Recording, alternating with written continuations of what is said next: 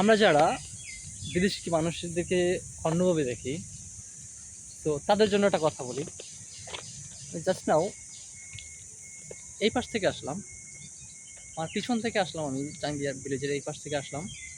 এসে একটা মানুষ দেখতেছি, সে সিঙ্গাপুরিয়ান কিনা আমি জানি না, সে হচ্ছে এই পাশে মাছ ধরতেছে, ব্রিজে পাশে মাছ ধরতেছে। দেন আমি দেখলাম সে তার বড়শিতে একটা, আমাদের দেশীয় ভাষায় যেটা কাঁকড়া বলে, কাঁকড়া, বিগ কাঁকড়া, ঠিক আছে। তো এই বক্সটার ভিতরে সে কাঁকড়া রেখে দিছে। যদি হচ্ছে এই যে সাদা বক্সটা রয়েছে না, এই বক্সের ভিতরে কাঁকড়া রেখে দিচ্ছে, যদি বান্দা নাই কাঁকড়াটা, অনেক বড়, আমার কাছে খুব ভয় লাগতেছে ধরার জন্য। আমি চেষ্টা করছি দেখার জন্য, আমি দেখানোর জন্য চেষ্টা করতেছি। এই যে এই যে কাঁকড়াটা কত পরিমাণ বসে আছে, এই বড়, মানে না দেখলে সামনে থেকে বোঝা যাবে না যদিও।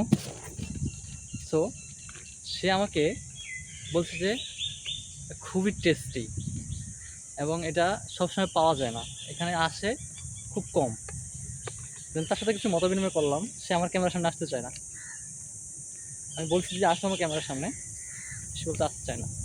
দেখেন, তারা, আমি তাকে চিনি না, বাট সে আমাকে যেভাবে রেসপেক্ট করতেছে, কথা বলতেছে, এবং কি তার থেকে একটা ইনফরমেশন আমি নিয়েছি, সে সেভাবে আমাকে সুন্দরভাবে গাইডলাইন করেছে। দেন এর থেকে পাওয়া আর কি হতে পারে? এই সেই ব্যক্তিটা কিন্তু আমার ক্যামেরার সামনে আসতে চায় না।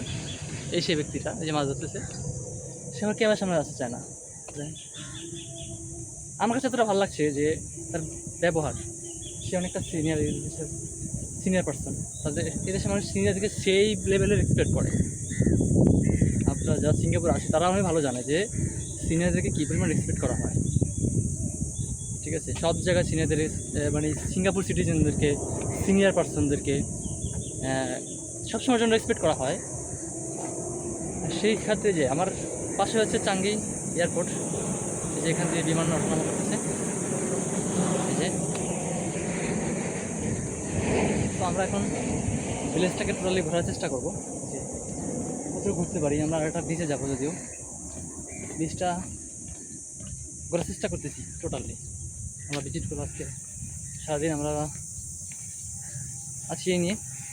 দেন আপনারা যদি থাকেন তাহলে আমি আর একটু উপভোগ করতে পারবো। এই যে কী একটা জায়গা, তো এর চাইতে শান্তি আর কি লাগতে পারে। আমি মনে করেন যে আমার ঘোরার জন্য আমি এত ভাগ হই কেন?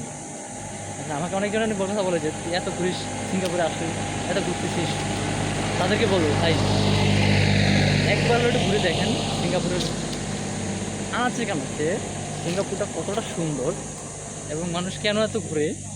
আমিও তাদের মতো একজন যে ঘুরতে বেশি পছন্দ করি। তো এই জন্য এই দেখেন আমার পিছনে পিছনে কিছু গাছ রয়েছে, এই যে এই গাছগুলোর বয়স মিনিমাম আমার মনে হয় যে আই থিঙ্ক 100 বছরের কাছাকাছি হয়, ঠিক আছে। সো এই যে একটা পরিবেশ, শান্তশিষ্ট, কোনো কিছু নাই, কোনো ঝামেলা নাই, কিচ্ছু নাই। দেখেন আপনি কেউ জিজ্ঞাসা করবেন আপনি কেন আসছেন এখানে। হ্যাঁ, একটা কথা আছে যে আপনি যদি রুলস ব্রেক করেন, আইন ভঙ্গ করেন, তাহলে আপনাকে কেউ ছাড় দেবে না।